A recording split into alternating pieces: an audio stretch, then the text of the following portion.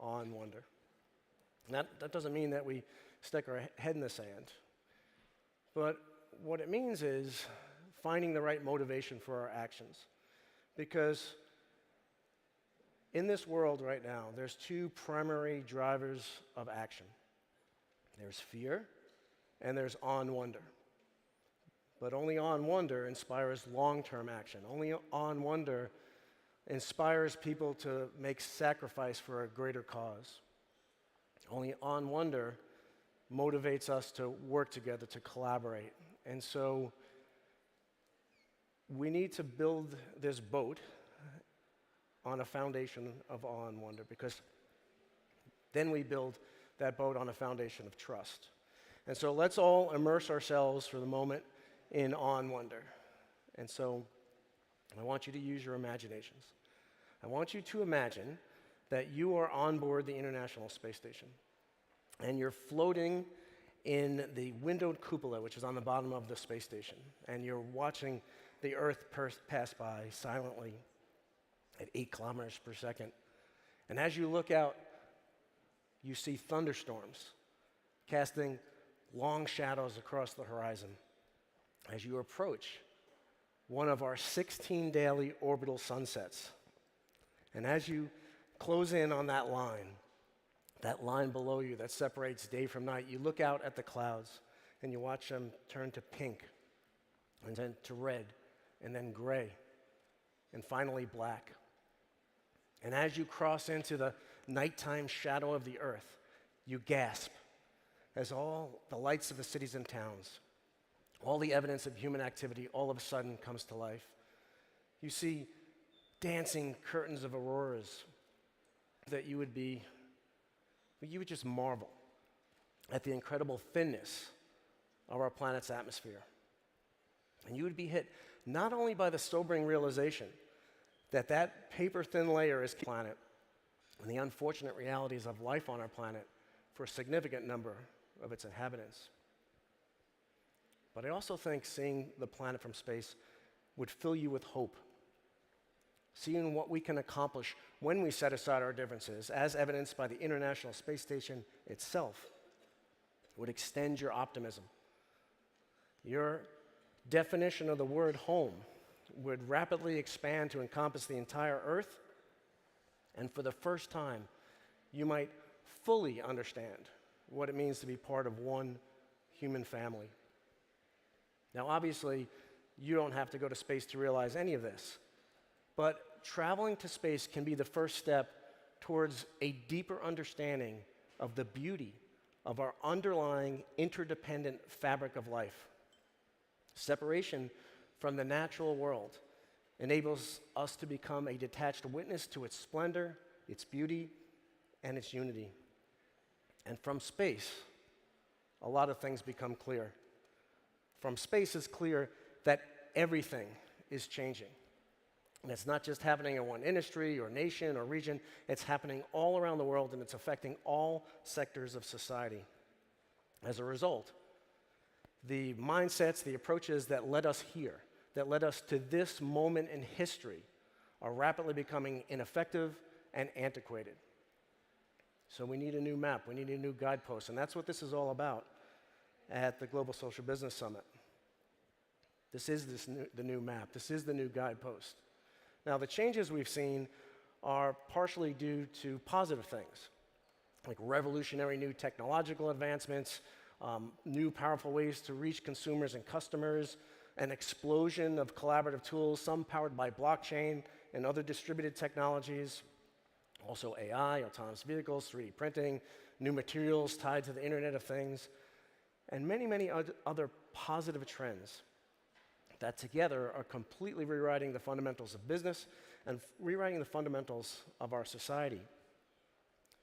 But the changes are also due to the disruption and the uncertainty that is all around us. We are living through very uncertain times, and there's many factors affecting our social business operations, everything from the war in Ukraine to the pandemic to political divisions and gridlock to the ongoing refugee crisis. Now, we can see all these things, and we can allow them to cause us to shrink. But rather than being overcome by the fear of disruption, by the fear of uncertainty, we can learn to deal with this disruption with success. Now, the way to see the path forward is to take a holistic approach and to strive to see how everything fits together and to realize that we can lead towards a more inclusive, socially just, and stable world while protecting the environment and moving our business operations forward. These are not mutually exclusive, they're complementary. In fact, they're more than complementary. We can take a socially just and an environmentally friendly business approach while creating new products and services, creating new jobs, and do all this in a financially sustainable way. And as critical and daunting as all these changes and all this uncertainty is, it's just the tip of the iceberg. We are entering into a new human era where everything will change, especially how we solve the problems of our world and how we conduct business. And the way to see the path forward is to look for ways to collaborate, and look for collaboration that leads to shared strength. So the focus of this discussion and the way to see path forward is to zoom out to a higher vantage point where all the pieces of the puzzle come into view. We see who has them and what picture they paint for our businesses and our social businesses. And over the course of my career, I've had the opportunity to have some amazing experiences. And these experiences have given me a very unique, big picture perspective of our world. And so when we put all these changes we've seen in a big picture perspective, when we put them into an orbital perspective, certain trends, truths, and the path forward becomes clear. Now, I launched into space with the belief that we already, right now, have all the technology, all the resources necessary to solve many, if not all, the problems facing our planet. And so I spend a good deal of my time in space pondering the question, if this is true, why do they still remain? And the seeds to the answer to that question were planted on my first space mission. On the third spacewalk of that mission, my feet were clamped to the end of the space station's robotic arm. And with me attached to the arm, it was flown through a maneuver that we called the windshield wiper, which took me across a large arc across the top of the space station and back. At the top of this arc, I was about 30 meters above the space station, looking down at this incredible complex against the backdrop of our indescribably beautiful planet 400 kilometers below. The sheer beauty of that scene took my breath away. But more compelling than the beauty of that scene was the incredible human accomplishment that the International Space Station represents. You have to realize that 15 nations built the International Space Station. Some of these nations weren't always the best of friends. Some were on opposite sides of the Cold War, opposite sides of the space race. Some fought wars against each other. But somehow they found a way to set aside their differences, set aside fear, and do this incredible thing together in space. And as I hovered there above the space station, taking in this scene, I thought about, what would the world look like? How many fewer problems and challenges would we face if we could figure out how to have that same level of cooperation, that same level of collaboration, and bring it down to the Earth's surface? Now, this level of cooperation, this new level of cooperation that we'll need to solve these problems is going to need to involve all sectors of society. So how can business help usher in this new, positive, restorative future? They can do that by creating the reality where all businesses, not just social business, but all businesses, exist first and foremost to serve the needs of society. Where businesses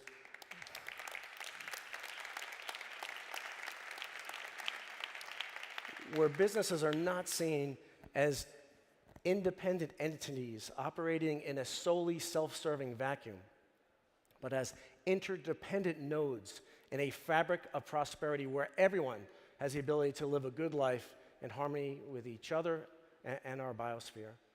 We do that by creating the reality where political and business leaders take a long-term, multi-generational view of investment and progress, where self-centered egoic consciousness is replaced by a planetary consciousness, which, in the words of the late Dr. Martin Luther King Jr., embraced the basic fact of the interrelated structure of all reality. And so to bring this to a close, I want to share a story with you that I've shared at every Global Social Business Summit that I've been at since 2011. And I want to share it because it so powerfully illustrates what we need to do. And that story is about when I returned to Earth. When my 6-month mission was over, my crewmates and I got into our spacecraft. We had this fiery, violent ride through the atmosphere at 5 miles a second. Oh, let me jump ahead. Fiery, violent ride through the atmosphere at 5 miles a second. The parachutes opened. We were thrown all over the place. Eventually, the capsule smashed into the ground. And we hit so hard that we bounced and we rolled and we flipped over. And now my window was pointed down at the ground. And out of my window, I saw a rock, a flower, and a blade of grass. And I remember thinking to myself, I'm home.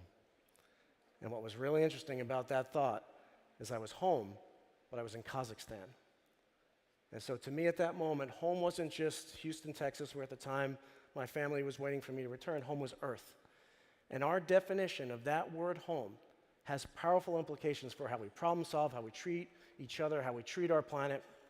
And broadening our definition of the word home to encompass the entire planet doesn't come with a requirement to forget where we came from, our national, our cultural, our religious, our ethnic affiliations. It simply means seeing those things in the context of the bigger picture. And so in the context of the bigger picture, I want to thank each and every one of you for what you are doing and what you will do to help make life on our planet as beautiful as our planet looks from space. You don't have to be in orbit to have the orbital perspective, and by working together, we do not have to accept the status quo on the planet. We can get on the right side of this transition point, of this inflection point. So with that, I thank you.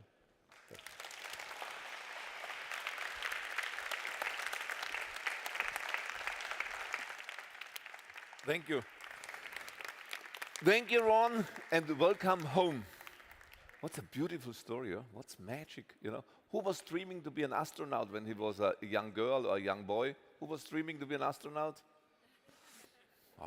We all can do magic stuff. You know, that brings me to the next chapter on stage.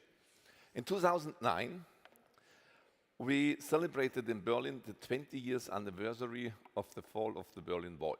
Professor Yunus was invited as a special guest. Merkel, Clintons, everyone was there. You know, we celebrated this fall of the Berlin Wall. And there was a Peace Nobel Prize summit. And on this summit, I meet the first time Enzo. And Enzo, his full correct name is Vincenzo Caruso. What a beautiful name. You know, you Italians have a real good way how to name yourself. And Vincenzo, Enzo, is now a diplomat from the FR.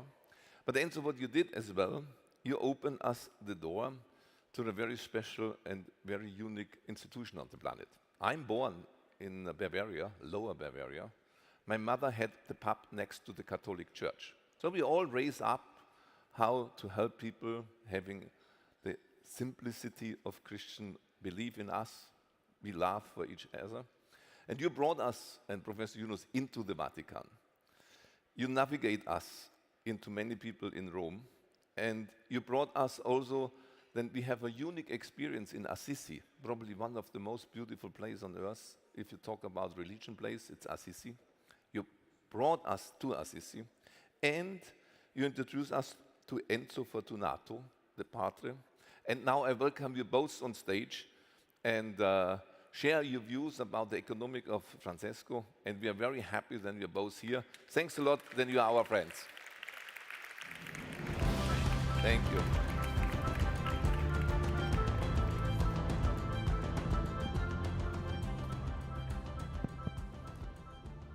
Allora, pace e bene a tutti voi, Peace and goodwill for all of you. Ron, io preferivo stare su quelle immagini che abbiamo visto prima, però ci hai detto una cosa bellissima. Sorry, it's Finally so hard. to house. It's so hard to translate, Father Enzo. Ron, I would like to stay with you on the sky, but Finally to house. Hai chiamato questa terra casa. finally you said this planet is home. You called home. questo mi permette di dire una cosa straordinaria. Francesco d'Assisi Let me say an extraordinary thing of St. Francis of Assisi. chiamava la terra sorella e madre. Usually he called our planet sister and mother. Tutte le altre cose invece semplicemente sorella o fratello. And usually he called all of the other things sisters or brothers. But in the case of Earth, he called mother and sister. Sister. No? E sorella e madre significa che chi ha un doppio senso di responsabilità, un doppio senso di appartenenza, So there is a double sense of responsibility. doppio senso di There appartenenza, is a appartenenza, I don't know if parentela. belonging, yes. Belonging. There is a double sense of belonging No? and responsibility. Thank you. Thank you Sì. so much. Chi ha questo doppio senso di appartenenza è capace di fare e di vivere e di realizzare grandi sogni come te, fratello Yunus. Is able to realize great dreams as you, brother Yunus. C'è chi questi sogni desidera spegnerli perché vuole un mondo in guerra, un mondo in combattimento, un mondo abitato dall'odio. There is someone that wants to switch off those dreams because they prefer a world full of hate, full of anger. Sapete, abbiamo vissuto un grande passaggio in questi anni, dalle 5 grandi aziende del mondo come ExxonMobil, General Electric, Microsoft, Citigroup o Bank of America, And Bank of America, che sono petrolio, manifattura e finanza. that means oil, manufacture, and finance. Siamo passati ad altre 5 grandi realtà che governano il mondo. And we moved to other 5 reality that govern this planet. E sono Apple, Google, Microsoft, Amazon, Facebook. We moved to Apple, Google, Microsoft, Amazon, and Facebook. Praticamente la tecnologia informatica. Practically, we lived in a technological world. Ora ci dobbiamo dire una cosa scomoda. Siamo tutti letteralmente schedati. I would like to say a very important and sad thing. All of us, we are detected. But it's Eric Schmidt, is the Google CEO that can say that. Sentite bene cosa scrive e cosa dice. Listen what he said. Immaginate di camminare per strada Imagine to walk on the street con le informazioni che abbiamo raccolto su di te. with all of the information that we took from you. Google sa bene chi Google siete. knows very well who you are, Chi siete?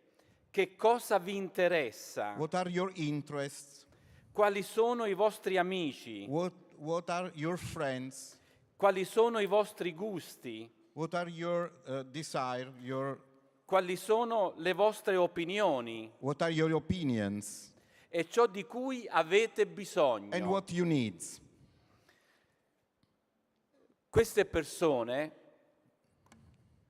non ci propongono il tuo sogno, Yunus. Those people cannot propose your dream, Professor Yunus, O il sogno di 2 tuoi grandi alleati.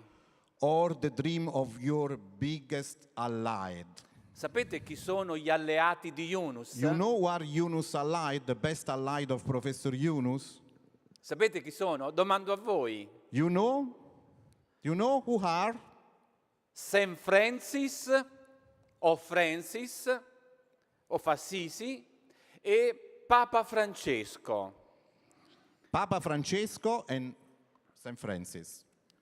O I Brother can- Francis, per chi non crede. Yeah.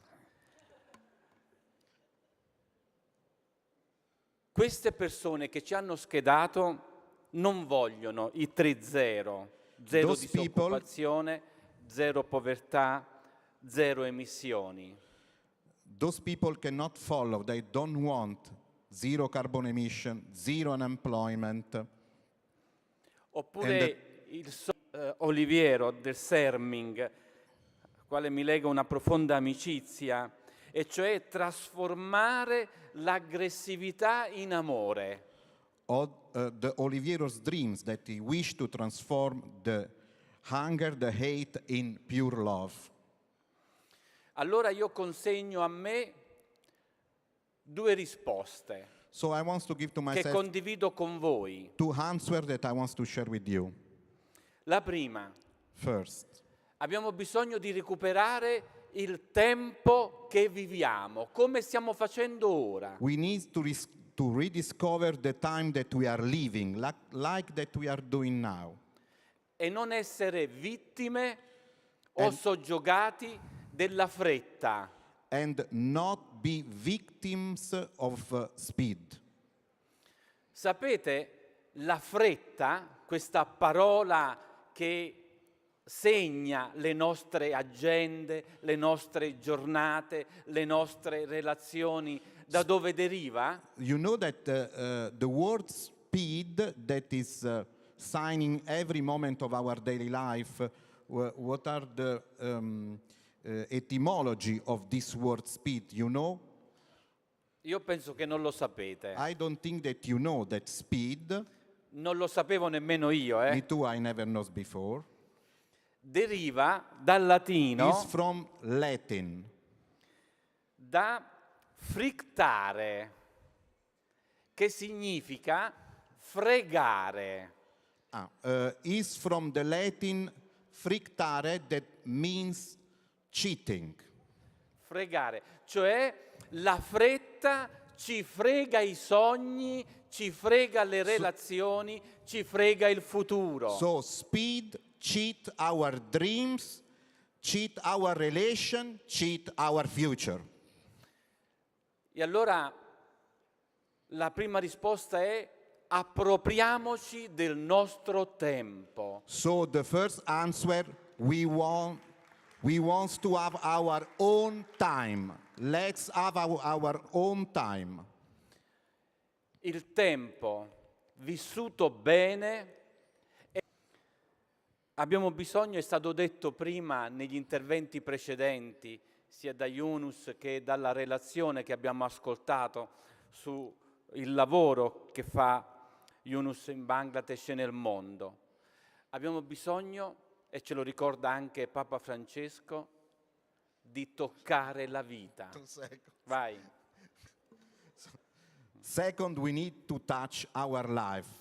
As Yunus and other speakers highlight before, we need to touch first our life. Oggi il vero lusso non sono i soldi, ma è la capacità di gustare la vita vera. Io vi auguro questo, Yunus, continua così. The goodwill is to live the better life, not to live with money. Live the better life. And this is the will of Yunus. Please, Professor Yunus, continue with this. Grazie. Thank you so much. E grazie anche a Enzo. Thank you. Thank you. Thank you. Well, you know, to believe or not to believe, it's all our choice. But to live in the smile of Pater Enzo is very easy, and you see how he follows his heart. So, and let me, before I give the microphone over to Maria, make it very clear. As long we have the speculative power in our economic system, as long we follow speculation, this is where we have no way out of our mess. That's what Professor Yunus teach me. The system of this big organization may be right, but the fuel, how they are driven, is totally wrong. So redesign the fuel of the system like Patagonia did. What's a big step from Patagonia? One single shareholder, our Mother Earth, for everything. Building up a billion company, and at the end of his life say, that's all now for the urgency. So the speculative spirit, take it out of our economic system. That will help us. And people like me in my age should learn to give the power to the women in the next generation. Maria, it's your turn.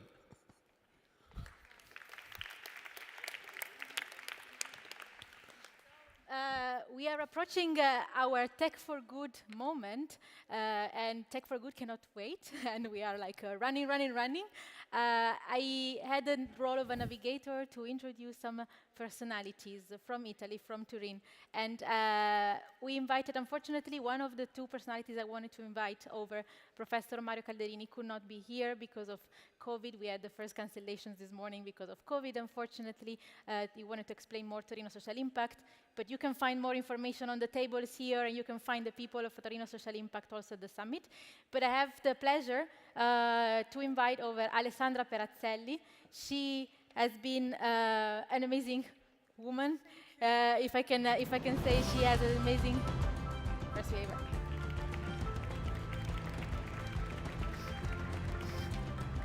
So, you are member of the supervisory board of the European Central Bank. You are deputy governor at the Bank of Italy, and you have been fighting for women empowerment, social tech, and impact finance at the same time. So give your message to the social business community today. Thank you so much for having me here. It's a great honor and a pleasure. And, you know, some of us may ask themselves, what is a central banker?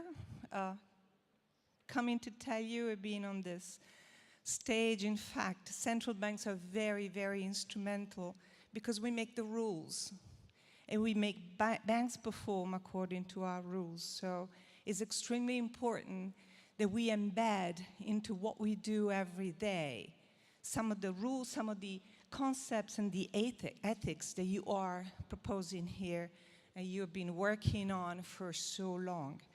So I look after banks in my country, which is Italy, and I look after banks at European level, and I look after technology applied to banking services, and this is one of the things that I wanted to bring to you here. The two words that for me are very, very relevant. One is digital inclusion. The other one is financial education. And this is particularly important as we see the rise of absolute poverty in the world and in this country. It's come to 10% of our total population. 5 million people in Italy right now are touching absolute poverty, and most of them are women, and most of them are mothers with young children. So my message here today is for those who look at technology, just understand what's in there, you know, how algorithms are built. And we need more women, you know, who study these things because they can bring the difference in building up those instruments. They're really running the world right now. They're running the way in which big tech are looking at the way they give us credit, they give us services. Banks are using them as well. So within my central bank, the Banca d'Italia, we have created teams that look after these things because we want to make sure that as we build a new economy based on technology, this doesn't bring further, you know, differences and further poverty to people. Sometimes, you know, if you happen to have the wrong zip code, and that is put into the algorithm that looks at you, at your credit ability towards bank, that's enough to keep you out of the system, having, for instance, access to credit at a bank. So this is very important. The other issue is financial education. We need to give education in the financial world to kids. We need to start from the very, very scratch. You know, financial education even though it seems to be something so far away, is at the basis of our ability to exercise our rights in the democracies and in the world that we live in. Women in particular, especially those who have very limited financial resources, they need to know how to use their money. This is so important for their freedom. It's so important for the education of their children. It's so important for their health. And it's so important for the way in which they are active citizens. So this is my job, among other things. And I'm very happy to be here to witness this. Thank you so much. Have a great meeting. Thank you, Alessandra. Thank you so much. You want to say something, Hans? Please. We have now a Bangladeshi woman on stage. Before, there's actually a message from a royal. Oh, Yes, and which royal? from Luxembourg. Yeah. She And is this is- a guest always at the summit. She couldn't come this time, Not unfortunately. now. But she sends her regards to the community, the Grand Duchess of Luxembourg.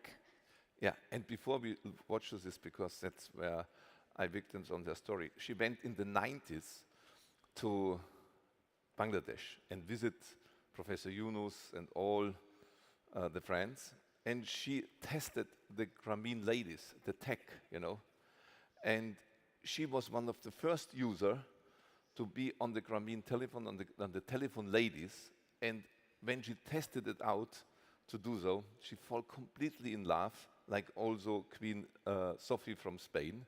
So they all was already there in the 90s in Bangladesh to observe the technology transformation for the poorest of the poorest. And now we are very happy and delighted to watch to the words of from Dutch Marie-Therese. Yes. Thank you.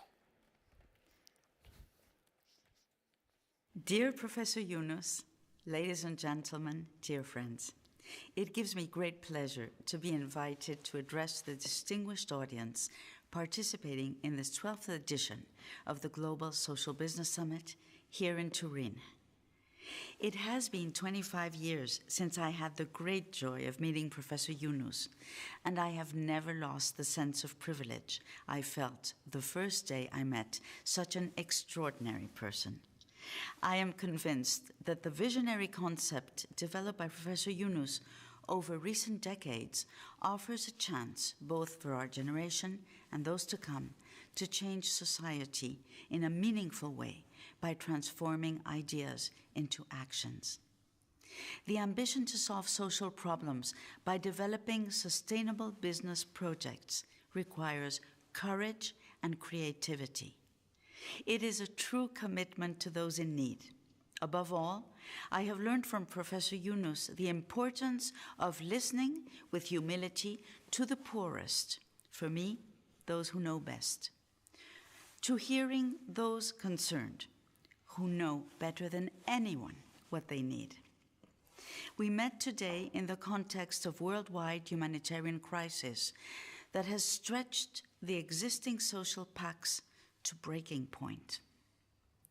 Between the pandemic and its disastrous consequences in terms of health and lost economic opportunity, not to mention the tragedies of war such as we are witnessing in Afghanistan or in Ukraine, this summit, which is the major annual meeting of the large family of the social economy around Professor Yunus, is more than ever relevant.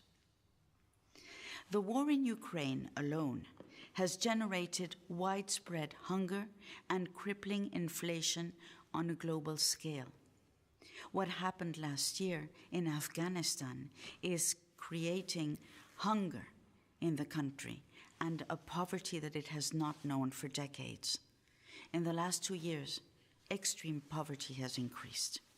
This has not been the case, as I just said, for decades, and tragically, it's the poorest and most vulnerable who always suffer the most. Ladies and gentlemen, for the better. Our best example is undoubtedly that of Professor Yunus. When he launched his initiative in 1977, very few believed in it, and yet today it brings relief to tens of millions of people.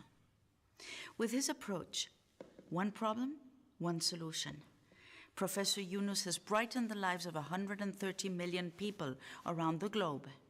He has achieved this through important partnerships in which Luxembourg, as a major banking center committed to inclusive finance, social business, and sustainable finance, has been and will continue to be actively involved.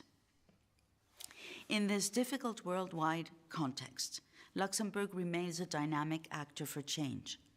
In 2005, Luxembourg launched the European Microfinance Award to promote financial inclusion initiatives. I have had the honor of chairing the grand jury for several years, and I'm always struck by the excitement generated by this event. In 2006, a synergy between the government and the banking sector created LuxFlag, which supports the growth in Luxembourg of the Grameen Crédit Agricole Microfinance Foundation. And in 2022, I'm proud to share with you a new and innovative initiative. At a time when climate change, pandemics, and wars make the position of refugees a critical issue for our concern, the Grameen Creative Lab has just been incubated with BGL, BNP Paribas Bank, in partnership with Singa Luxembourg, an association that works to facilitate the inclusion of newcomers in Luxembourg, and the University of Luxembourg. This one step forward. This step forward was made possible by one of you and who are present at this reunion and at the summit. These initiatives are very important to me, and I am extremely grateful to you all. Ladies and gentlemen, every step forward is welcome because the problems are huge and unfortunately increasing. They are no longer merely about economic, social, and environmental challenges. It is more generally about doing everything possible to achieve a future of justice and especially of peace. The summit we are opening today is therefore more than ever a global forum. I have been involved in social business myself for many years as a UNESCO Goodwill Ambassador, as eminent advocate for children at UNICEF, and in my commitment to women in Luxembourg and around the world with my association Stand, Speak, Rise Up. I'm deeply convinced that the integration of women in economic life will not only play a crucial role in the transition towards a more equitable society, but also in the creation of more resilient economies. Achieving the empowerment of all women and girls through social business and education is not only a fundamental right, it is the pillar on which rests a more just and peaceful, sustainable world. I know that this is one of the best ways to eradicate poverty and achieve the 2030 Sustainable Development Goals, as Professor Yunus for years has been proving. These, in turn, are a powerful force of peace, as I have said. Dear Professor Yunus, thank you so much for this long-term and forever young commitment, and thank you for helping hundreds of thousands in need around the world to rise out of despair. Your extraordinary endeavor and commitment to the poorest of the poor has been an everlasting inspiration. The answer to poverty, having the intelligence, the humility, the generosity to trust and to lend to those who have nothing. It is also a great sign of intelligence. How wise, how beautiful, and how revolutionary. I have been amazed by your genius at turning dramatic and potentially critical situations into flourishing, positive opportunities and solutions. This approach is shared by both of us, and if I had to summarize in a few words the methodology that drives us both, I would emphasize this: the importance of going out to meet the people concerned and taking the time to listen, to be there for them. Ladies and gentlemen, dear friends, if there is one message I would like to give the younger generation here today, it is to promote holistic approaches, which should not only be about models and economic efficiency, far from there, but especially about exchange, understanding, because I am deeply convinced that when we help one single person recover his dignity. We are Good enough, is that? Wow, wow. What amazing message from the Grand Duchess. And she mentioned one of the social businesses that we incubated, Jeremy Corneille, one step forward. We can make a big applause. We don't take credit as Grameen Creative Lab. Jimmy did all on his own, but we're very proud, and you can listen to more stories like this tomorrow and to more messages like this powerful message. More challenges require huge step forwards, and in these technologies can help us a lot. And this is how we introduce our Tech4Good panel session. The first person that I would like to introduce you is somebody always from Italy. One thing that has to be accelerated is the upskilling. How can you upskill quick? How can you digitalize quick? And the Talent Garden has been doing a lot in this sense. It has become the leading edutech center at European level. Davide Dattoli, the CEO, is here. Welcome on stage.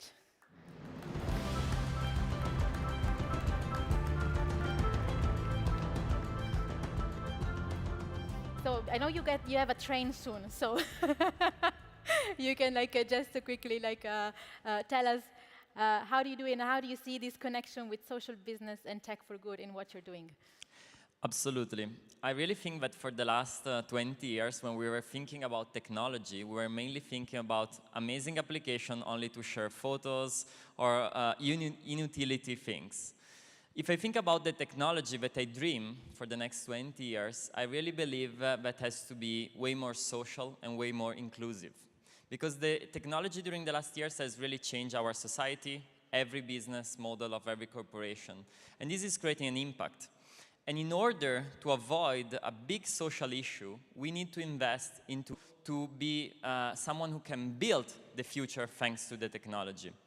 And what we've done during the last years as Talent Garden is really try to train more than 25,000 people every year on social and digital technologies, because we believe that giving them the powers and the tools and the network in order to build their future is something partnered with the Youth Challenges program of this year, where we have 80 amazing entrepreneurs from all over the world that has been participated, and this afternoon there will be the presentation in which we put together technology and social impact, because the alliance between these two words can really build.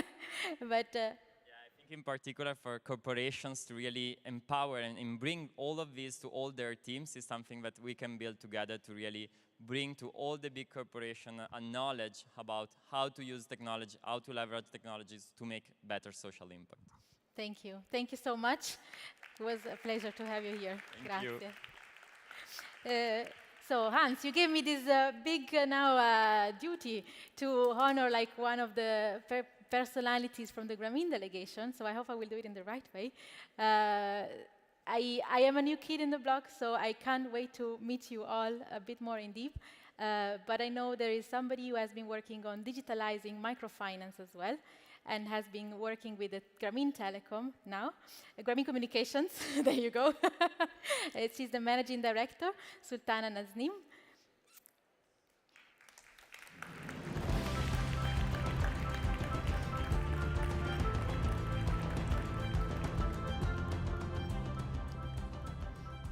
You're welcome. You may use here.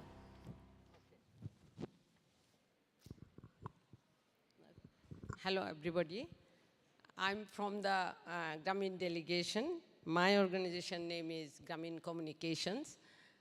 And in one word, I can tell, we are the technology partner of the microcredit operation, new entrepreneur program operation, and information. And our main objective was information accessible to the all in the very remote village to all our borrowers.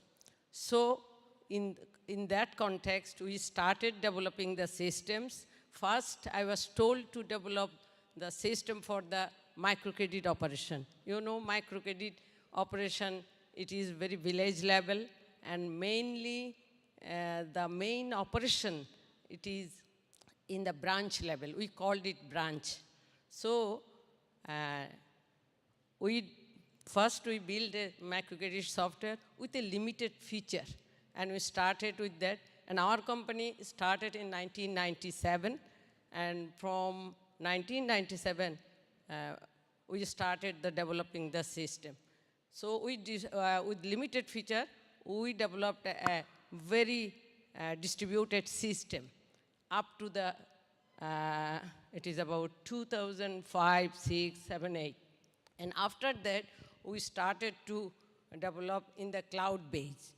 And this year after that, first we started with a very limited resource, then we developed now it is in ERP, we call it ERP, with 6 modules.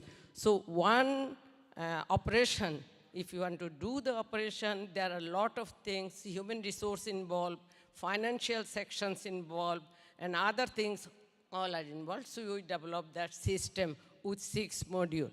So if I give the data, what are you using? Now that system serving simply 7,500 branches and 20 million people in the very village level.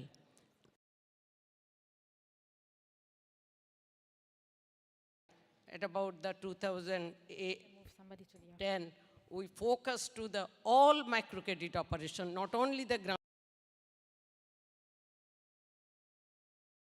The figure is 190 organization using, we are just simply serving the 190 organizations.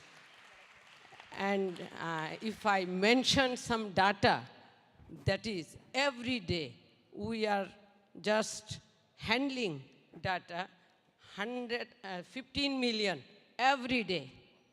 Every day we are handling data 50 million. 15 million.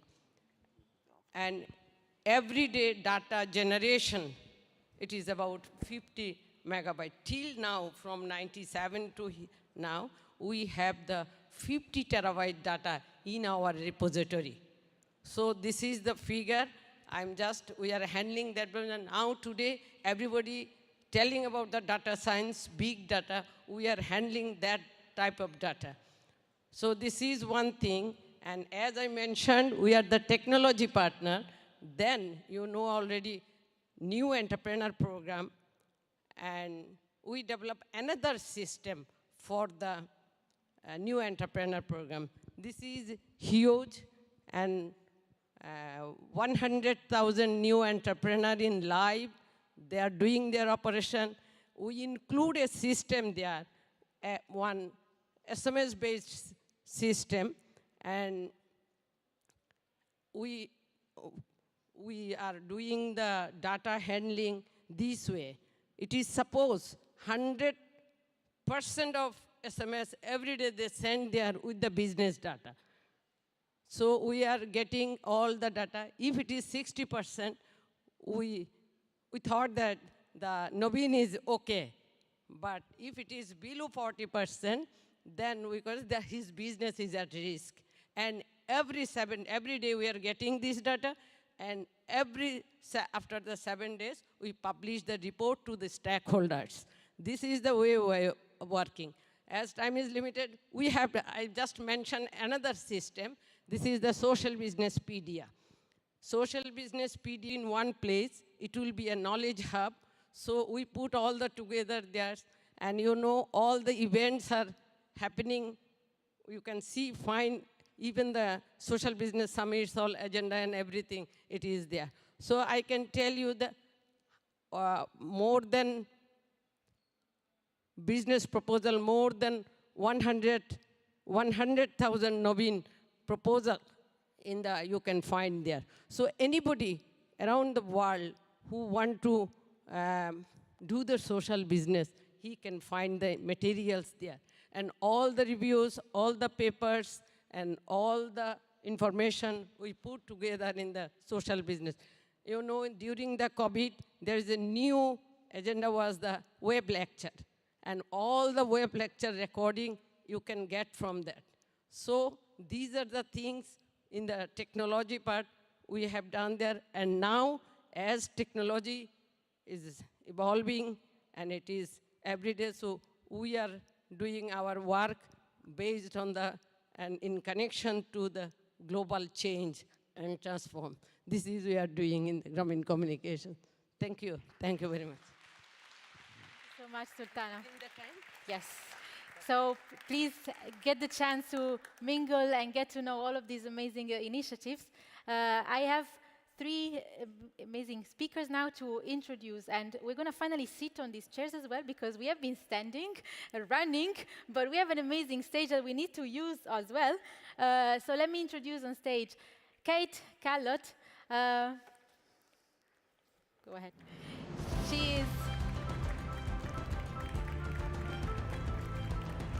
She's the CEO of Mara Foundation, and they introduced you to me as a world-owned technologies, blockchain queen in Africa. Can I say this? I don't know. This is a lot of honor. And then I have Samira Khan. We met online, actually. She's from Microsoft, and she has been dealing with the Tech4Good and entrepreneurship programs and social entrepreneurship program inside the company. Welcome. And then I have Stefano Buscaglia. Stefano Buscaglia is the managing director of the Links Foundation. It's a foundation that deals with research on how to apply digitalization in the third sector. And we're just going to sit and enjoy this stage for one moment before lunch, because lunch is getting ready in the meantime, and we can have some more Tech4Good talks. I'm going to start with you, Kate. You have been working to improve access to technology in Africa, and you leverage on AI and blockchain technologies to do that. Can you share briefly with the audience, how do you do that? Sure. So, as Mara, we are a digital financial ecosystem based on blockchain. Often when you hear about blockchain, you think straight about cryptocurrencies and this bubble that has been created by the global north. But actually, most of the applications of blockchain are at the edges, in countries, in places where there is no legacy financial infrastructure, places like Africa. So we took on the mandate to provide access to financial services to most of African population. And when we started this adventure, my co-founder and CEO had spent years in the Niger Delta trying to clean up this one of the most polluted places in the world by leveraging local communities and disbursing payment to them. And that's when he realized that we were lacking that basic financial infrastructure that we had to create as Mara. And when you start a startup and you create a foundation straight ahead, people look at you and think you're crazy, because why would you create a non-profit if you're starting a business? But actually, social impact has always been at the back of our mind, and everything that we've been doing, at the core of everything that we've been doing. So creating that foundation was for us a way to make sure that we would take on this mission to educate everybody and bring them alongside the road of this financial and digital revolution that we were starting on the continent, educating people around finances, strengthening financial resilience of everybody and marginalized communities, but also educating developers with technological tools that they can use to build the future of their communities, of their tribes, of our countries and our continent. Thank you. That's amazing. So please welcome Kate also in the audience. Try to get more hints, because unfortunately, we're running out of time. But it's amazing what you're doing. Thank you so much for sharing. And Samira, how do you then apply all of these Tech4Good concepts into companies like Microsoft, and how can big tech companies can enter the social business model as well? Yeah, thank you so much for including me on this panel about a very important topic. Digital inclusion, access of technology for some of the most vulnerable communities has been on my mind when I was working at Salesforce. It's been on my mind at Microsoft, but it's been on my mind prior to that as well when I was studying technology transfer from developed countries to developing countries. It was a very unilateral conversation. And if we think about health and patient empowerment and people having access to their records, if we think about education and the numerous pathways that now exist to get educated online, if we think about people's identity and digital inclusion in that regard, and if we think about democratic voice and how youth in particular are using technology to organize, to speak out, such as with the Arab Spring, and if we believe that health is a right, if we believe that education is for all, if we believe that every person should have the ability to feed themselves and their families, and if we believe that every person deserves the protection of the state, and if we believe in democracy and the power of voice, then we absolutely must look at digital inclusion as a human right. And daily life is becoming increasingly intertwined with the digital economy. So where does that leave us? So Klaus Schwab has said something interesting about the corporation, that is not only responsible to shareholders, it should be responsible to a broader set of stakeholders. So where does that leave technology companies? Technology companies are uniquely responsible for a certain type of economic growth that is dependent on digital inclusion. So they have a responsibility to bring some of these vulnerable groups and harder to reach communities along. And not only is it a responsibility, but it is actually material to them as they think about the long term and their business as well. So it's very important, and in the interest of time, I'll go quickly. I think that there's already been strides made. If you look at the major technology companies and their philanthropy strategy, they're offering technology at a discounted rate. People are volunteering. They're also investing in skilling all over the world. But there is so much more to be done. If we look at solutions from the ground, we don't have a way to transparently access some of those. In many cases, there isn't a locus to support some of these social businesses. And we need a different type of financing. So technology companies need to be on this journey with communities. And one of the quotes that I've grounded my work in and myself in for many years is actually by Dr. Yunus. And the essence is basically that the poorest of us are sometimes the best innovators. And if that is the case, then the poorest are not beneficiaries, they are partners. And what makes a good partnership? Trust. Trust. Inclusion. They need to be in this room with us, not outside. And I think that's a very important point. And so I encourage us to think about what builds trust across communities. And for me personally, part of it is about empathy, but part of it is also about dignity. My life here is just as important as your life there. Thank you. Thank you, Samira. And you're ready exactly. we have now, we've seen the point of view of a company. You said, Samira, that we need to invest more into these social businesses. And you created a foundation as well to gather more funds into the business. Then we have also research that is needed. It's needed to push digitalization as well, and be in support of NGOs, be in support of foundations, and companies also to cooperate as well. So what do you do at Links Foundation? Yes, absolutely. First, thank you very much for having me here. Let me give you two numbers. First number is, they are from a survey from Deloitte, Italy, very serious survey. 80% of social impact business in Italy declare they don't have sufficient skills in technology. 17% declare they're ready to scale up or improve their impact with digitization. Impressive numbers, right? So what do? We are a research center, and we do research. We do publish papers. We do excellent research.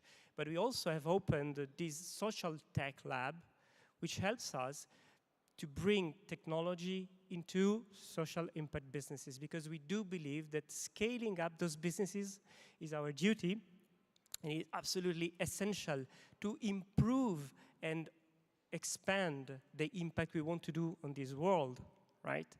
So what we did, and I'm here today to talk about a call that we did, a call for projects with grants at stake with the two biggest bank foundations in Italy. We were scientific advisors, and we had as financiers Compagnia di San Paolo and Fondazione Cariplo.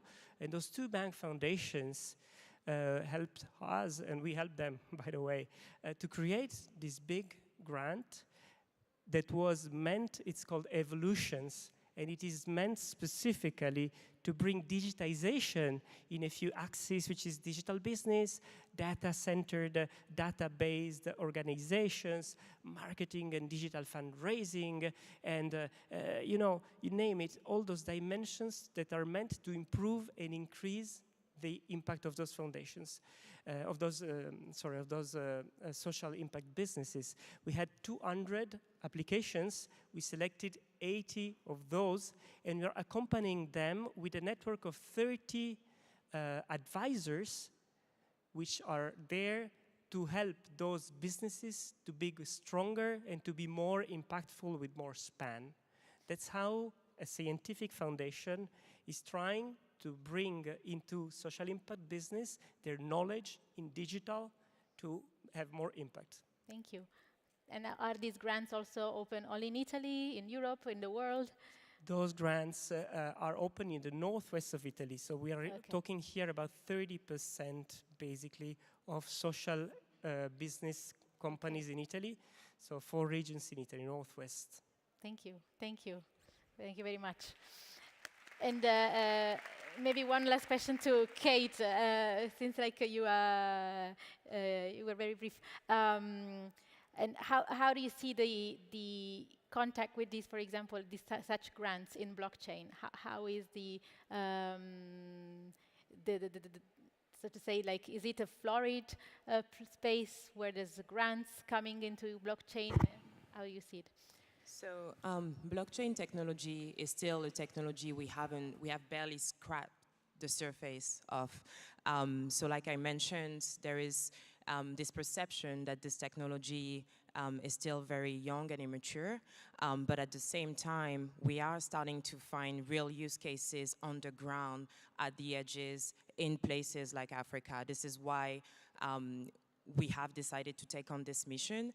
And today I'm extremely proud to say that we've provided access to financial services to more than 3.6 million people across many countries, Nigeria, Kenya, Ghana, and we are pushing forward to this mission. Now, coming to the question of grants, one of the things we pushed for the foundation, when I mentioned education around developers, is to matchmake this talent, this pool of young people. Africa has a population that is extremely young. This pool of young people, and upskill them with access to technology, providing them the tools, the platforms that they need, but also matchmaking them with problem statements that the community was facing. As an example, we took a few developers from Nigeria and Kenya into the Masai Mara to sit down with Masai communities and listen to their challenges. And we challenged those developers to build solutions that could help these Maasai communities.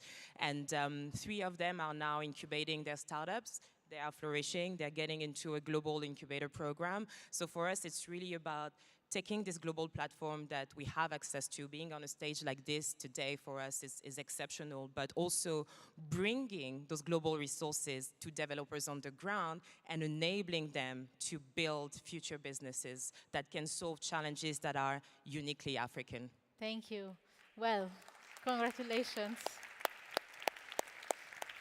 So thank you so much. And I apologize again, like if this did not maybe happen, like we were meant to do this.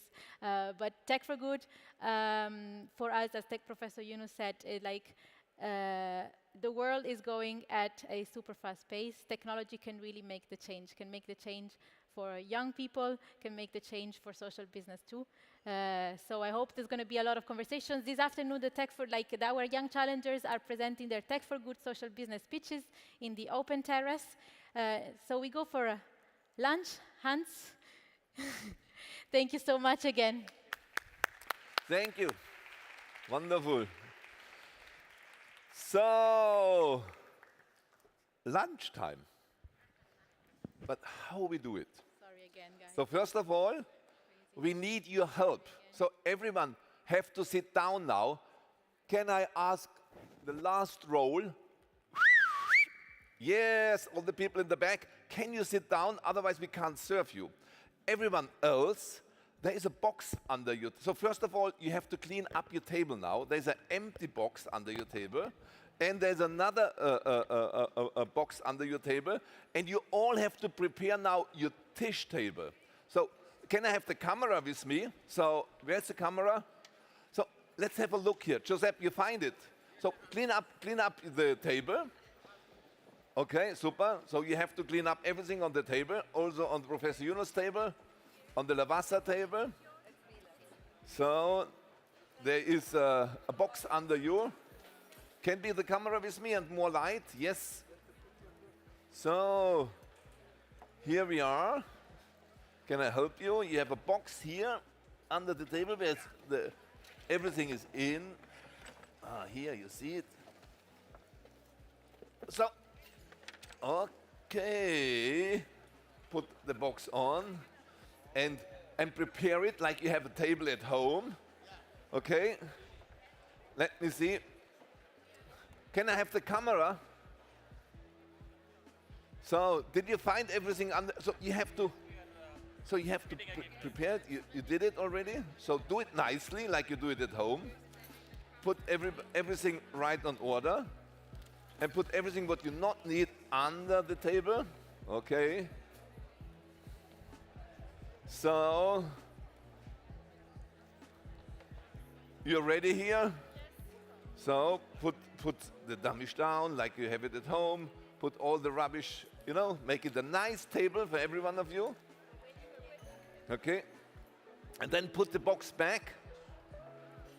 Okay. Cool. Get ready your table. Oh, this table looks extraordinary. The Grameen delegation did it very nice, Super. Maybe you can all the things what you don't need under the table. Have a clean table. Okay. That looks great. Cool. Let's do it precisely, nicely. Fix it. Put all these things off the stage so you have a nice table. So, the cirque table looks beautiful. Number 5 looks beautiful. Number 4. So, wait a moment. So, can I go through? Oh, can you help this table of us to make it? Oh, later, can't. Help me. Yeah, you have so much time to make photos, but now prepare the table. This table doesn't look like really... Thorsten, can you help me to clean it up here? Make it nice. How is it, the Lavazza table? It looks good. So,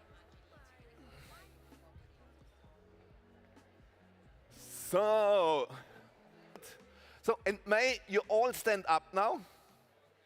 All stand up. Okay. Then hold the hands next to the people who are around you. Like hold your hand. Okay. Okay. And now, before food will serve. Okay. Now, before food will serve, we need, exactly like Joseph teaches us, a moment of silence to enjoy the food and think on how thankful we are to have food every day. That's something really special. I saw this once in San Patrignano, and I really love it, what happened in San Patrignano. Every day, so it's this small moment of silence.